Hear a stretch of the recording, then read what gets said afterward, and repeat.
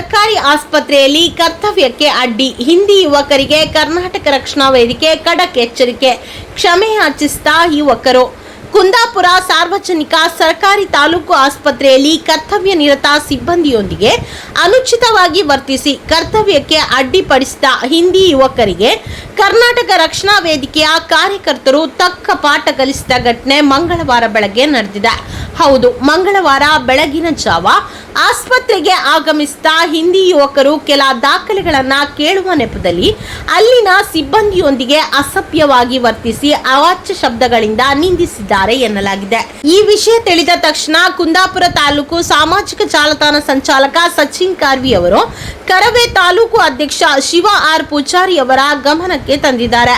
ಘಟನೆಯ ಗಂಭೀರತೆ ಅರಿತ ಕರವೇ ತಂಡ ತಕ್ಷಣವೇ ಆಸ್ಪತ್ರೆಗೆ ಭೇಟಿ ನೀಡಿ ಆಸ್ಪತ್ರೆಯ ಸಿಬ್ಬಂದಿಯಿಂದ ವಿವರಣೆಯನ್ನ ಪಡೆದು ಬಳಿಕ ಹಿಂದಿ ಯುವಕರನ್ನ ತರಾಟೆಗೆ ತೆಗೆದುಕೊಂಡಾಗ ತಮ್ಮ ತಪ್ಪಿನ ಅರಿವಾಗಿ ಶಿವ ಆರ್ ಪೂಜಾರಿ ಹಾಗೂ ಆಸ್ಪತ್ರೆಯ ಸಿಬ್ಬಂದಿಯ ಸಮ್ಮುಖದಲ್ಲಿ ಯುವಕರು ಕೈ ಮುಗಿದು ಕ್ಷಮೆ ಯಾಚಿಸಿದ್ದಾರೆ.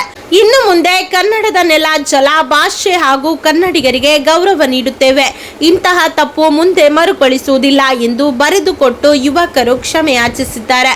ಕನ್ನಡದ ನೆಲದಲ್ಲಿ ಕನ್ನಡಿಗರಿಗೆ ಹಾಗೂ ಕರ್ತವ್ಯ ನಿರತ ಸಿಬ್ಬಂದಿಗೆ ಅನ್ಯಾಯವಾದರೆ ಕರ್ನಾಟಕ ರಕ್ಷಣಾ ವೇದಿಕೆ ಸಹಿಸುವ ಪ್ರಶ್ನೆಯೇ ಇಲ್ಲ ಎಂದು ಕುಂದಾಪುರ ತಾಲೂಕು ಅಧ್ಯಕ್ಷರಾದ ಶಿವ ಆರ್ ಪೂಜಾರಿ ಹೇಳಿದ್ದಾರೆ. ಈ ಘಟನೆಯಲ್ಲಿ ಕರ್ನಾಟಕ ರಕ್ಷಣಾ ವೇದಿಕೆಯ ಕಾರ್ಯಕರ್ತರು ತೋರಿದ ತಕ್ಷಣದ ಸ್ಪಂದನೆಗೆ ಮತ್ತು ಖಡಕ್ ನಿಲುವಿಗೆ ಉಡುಪಿ ಜಿಲ್ಲಾಧ್ಯಕ್ಷ ಆರ್ ಪ್ರಭಾಕರ್ ಪೂಜಾರಿ ಹಾಗೂ ಜಿಲ್ಲಾ ಕಾರ್ಯಕರ್ತರು ಮೆಚ್ಚುಗೆಯನ್ನ ವ್ಯಕ್ತಪಡಿಸಿದ್ದಾರೆ.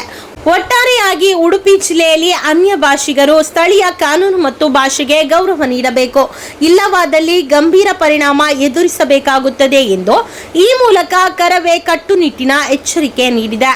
ಅನ್ಯ ಭಾಷಿಕರ ಹುಚ್ಚಾಟತನಕ್ಕೆ ಕರ್ನಾಟಕ ರಕ್ಷಣಾ ವೇದಿಕೆಯ ಸೈನಿಕರು ತಕ್ಕ ಉತ್ತರ ನೀಡುವ ಮೂಲಕ ಪಾಠ ಕಲಿಸುವ ಕಾರ್ಯಕ್ಕೆ ಮುಂದಾಗಿದೆ.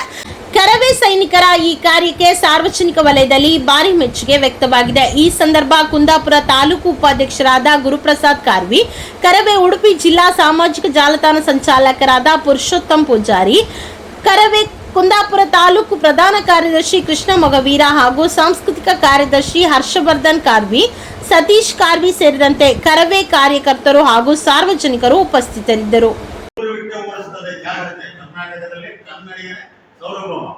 ಜೈ ಕನ್ನಡಾಂಬೆ.